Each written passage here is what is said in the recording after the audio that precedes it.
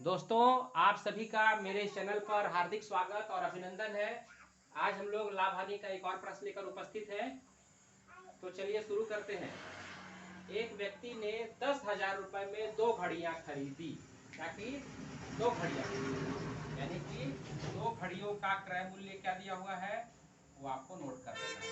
2 घड़ियों का क्रय मूल्य, 2 घड़ियों का क्रय मूल्य है 10,000 रुपए। ठीक है, चलिए आगे चलते हैं। एक को 15% लाभ पर, कितना लाभ पर? 15% लाभ पर। दूसरे को 10% लाभ पर, कितना प्रतिशत लाभ पर? 10% लाभ पर बेचा गया। ठीक है, दोनों प्रॉफिट में उसने बेच दिया, जिससे उसे कुल 12% का लाभ हुआ। कुल दोनों का मिलाकर के कितना का प्रॉफिट हुआ? 12% का लाभ हुआ, है ना। तो घड़ियों का अलग अलग क्रय मूल्य ज्ञात कीजिए। इस परिस्थिति में दोस्तों आपको कुछ नहीं करना है, आपको केवल क्या करना है कि इसमें क्रॉस में आपको घटा देना है। ठीक है, 12 में से 15 में से आप 12 घटाएंगे तो ये आपको मिलेगा कितना? 3%। ठीक है, और 12 में से 10 घटाएंगे तो आपको कितना मिलेगा? 2%। ठीक है, ये जो वैल्यू प्राप्त होगा ये प्राप्त होगा क्रय मूल्य का अनुपात। ठीक है, अब आप सोच रहे होंगे कि भाई ये क्रय मूल्य ही क्यों होगा। तो देखिए क्या होता है कि जब भी किसी वस्तु में अगर हम लाभ को निकाल दें, लाभ या हानि को क्या कर दे? निकाल दे। ठीक है, तो वहां पर हमें क्या मिलता है? क्रय मूल्य मिलता है। जैसे मैं किसी वस्तु को 110 रुपया में बेचा। ठीक है, 110 रुपया में क्या किया? बेचा, यानी उसमें मैं 10 रुपए का क्या लिया हूं? प्रॉफिट। 10 रुपए का क्या लिया हूं? लाभ। ठीक है ना। तो क्रय मूल्य कितना होगा? तो क्रय मूल्य होगा 100 रुपए। अरे बात समझ में। तो यहाँ पर हमने क्या किया कि जो विक्रय मूल्य था उसमें से लाभ को हमने निकाल दिया, तो हमें क्या मिलता है? क्रय मूल्य मिलता है कि हमने खरीदा कितने में। तो इसी लॉजिक पे यहाँ पर हमें जो मिल रहा है 2:3। ये क्या मिल रहा है? 2:3, यानी एक वस्तु का क्रय मूल्य है 2 रुपए, दूसरे का 3, है ना। तो यहाँ पर हमें क्या करना है? घड़ियों का अलग अलग क्रय मूल्य ज्ञात करना है। ठीक है, तो इसको निकालने के लिए हमें क्या करना पड़ेगा? भिन्न वाला कॉन्सेप्ट लगाना पड़ेगा। ठीक है ना, अनुपात वाला कॉन्सेप्ट लगाना पड़ेगा। एक्चुअल में जो ये 10,000 रुपए जो क्रय मूल्य है हमारा, ठीक है, ये दोनों का मिक्सचर है, मतलब इन दोनों को क्या करना पड़ेगा? जोड़ना पड़ेगा। ठीक है, तो टोटल वैल्यू कितना हो जाएगा हमारे पास? 5। ठीक है ना। इस 5 में से पहले का वैल्यू कितना है? पहले का क्रय मूल्य 2 और दूसरे का क्रय मूल्य कितना है? 3 रुपए। तो चलिए 10,000 का निकाल लेते हैं, पहली घड़ी का। पहली घड़ी का क्रय मूल्य, तो पहली घड़ी का जो क्रय मूल्य होगा वो होगा 10,000 का 2/5। कितना होगा? 5 में से कितना? 2।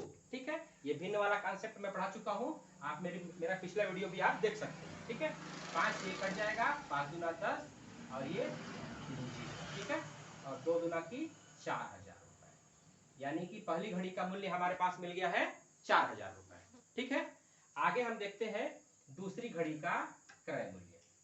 दूसरी घड़ी का, ठीक है, तो 10,000 में से कितना? तो दूसरी घड़ी का मूल्य कितना होना चाहिए? 3, है ना। कितना में? 5 में, यानी कि 3/5। इसको आप काटेंगे तो ये हो जाएगा 5 दूना की 10 और ये 2 3 जीरो। ठीक है, 3 दूना की 6,000। दूसरी घड़ी का क्रय मूल्य हमारे पास आ गया 6,000। ठीक है दोस्तों, तो मेरा वीडियो आपको कैसा लगा कमेंट्स में जरूर बताइएगा। Thank you.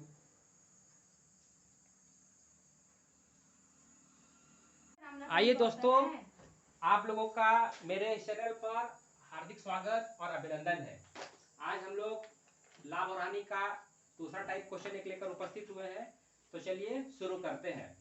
एक दुकानदार क्रय मूल्य पर ही सामान बेचने का दावा करता है, मतलब उसने जितने में खरीदा है क्रय मूल्य पर ही वो बोल रहा है कि मैं क्रय मूल्य पर ही सामान क्या कर रहा हूँ? बेच रहा हूँ। ठीक है, परंतु वो क्या करता है? 1 किलो के स्थान पर, कितना? 1 किलो, है ना। 1 किलो का आप तुरंत क्या कर लीजिए? ग्राम में बदल लीजिए। ठीक है ना, क्योंकि अगला वैल्यू आपका क्या है? ग्राम में है। तो 1 किलोग्राम बराबर कितना होता है? 1,000 ग्राम। 950 ग्राम ही तौलता है। कोई व्यक्ति अगर 1 किलो सामान खरीदता है तो वो वास्तव में कितना ग्राम दे रहा है उसको? 950 ग्राम। ठीक है, एक्चुअल में ये खरीदा है ना, और ये बेच कितना रहा है?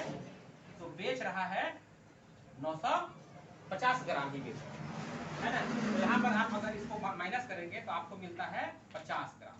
50 ग्राम का वो प्रॉफिट ले रहा है। यहाँ पर आप ध्यान रखिएगा, मेरा एक ट्रिक मैं आपको पहले ही बता चुका हूँ कि जब भी वस्तुओं का लेन देन होगा, किसका होगा? वस्तुओं का लेन देन होगा, तो आपको क्या करना है? बेचे गए वस्तु की मात्रा को लेना है। ठीक है, तो चूंकि 50 ग्राम का प्रॉफिट हुआ है तो 50 ऊपर रहेगा, किसके सापेक्ष निकलेगा? चूंकि ये वस्तु है तो ये 950, ठीक है, 100।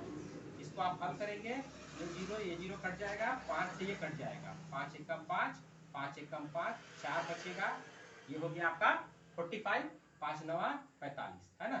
इसको आप लिख सकते हैं 100/19 प्रतिशत, है ना। इसको और सॉल्व करेंगे तो आप बना सकते हैं 19 बचे 95 सही 5/19 प्रतिशत।